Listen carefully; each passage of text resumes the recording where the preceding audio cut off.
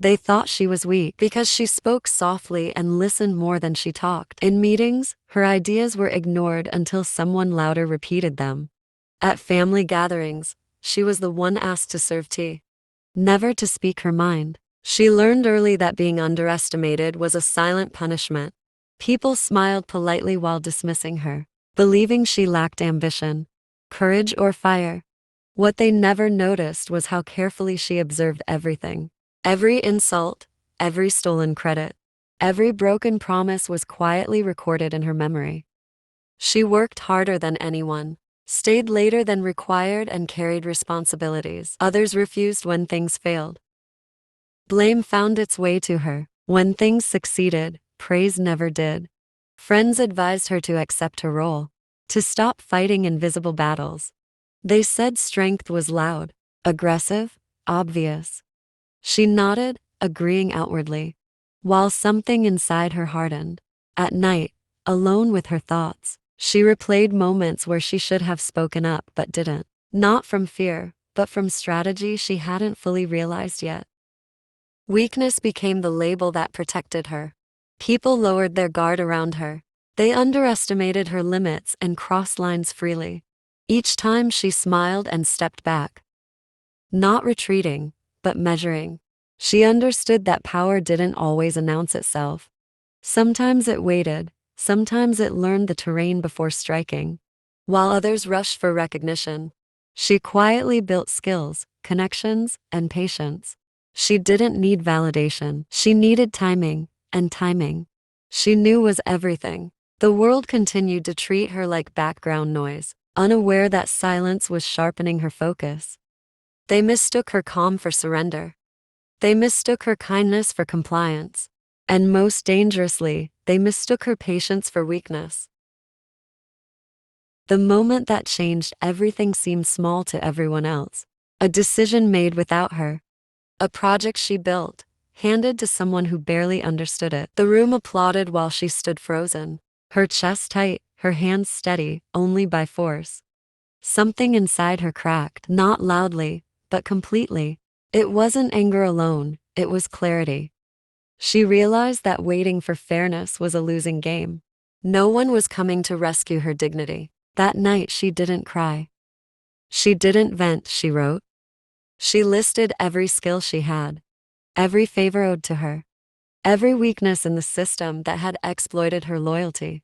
She saw patterns clearly now. The same people who dismissed her depended on her work. The same voices that spoke over her relied on her silence. For the first time, she stopped asking for permission in her own life. She began saying no. She stopped fixing mistakes that weren't hers. She let people feel the absence of her effort. Confusion spread quickly, deadlines slipped, errors surfaced, eyes slowly turned toward her. She remained calm, professional, distant inside. She was rebuilding herself with intention. She invested in herself quietly, learning, planning, strengthening. She didn't announce her growth. She protected it. Every step forward was deliberate. She understood that reclaiming power didn't require revenge. It required independence. The breaking point wasn't an explosion. It was a decision, a promise she made to herself. Never again would she shrink to make others comfortable. Never again would she give her strength away for approval. What they saw as weakness was about to become their blind spot, and she was ready to use it. Her transformation wasn't dramatic. There were no confrontations, no emotional speeches. Instead, she became precise. She spoke less, but with impact. When she contributed, it was undeniable. When she moved, it shifted outcomes. Opportunities she once begged for now came to her quietly, through channels she had built in silence. She stopped explaining herself to people who never listened. Her confidence no longer needed witnesses. Those who once overlooked her began to feel uneasy, sensing a change they couldn't name. She no longer chased recognition. Recognition followed her results. She diversified her options, refusing to be trapped in a single role or dependent on a single authority financially, emotionally. Mentally, she reclaimed ground. Inch by inch, the power dynamic began to reverse. People who once controlled narratives now sought her approval. She watched carefully, remembering who respected her growth and who only feared losing control. She learned that strength wasn't about dominance, but self-ownership. She allowed herself rest, boundaries, and ambition without guilt. The world reacted slowly, then all at once. Whispers replaced dismissals. Doubt turned into curiosity. Curiosity turned into respect. She didn't rush to correct old perceptions. Let them adjust on their own. Her rise was quiet but irreversible. Each success reinforced a truth she once doubted. She had always been capable. The system simply benefited from her believing otherwise. Now she moved with certainty. Not arrogance. She no longer waited to be chosen. She chose herself, and that choice changed everything.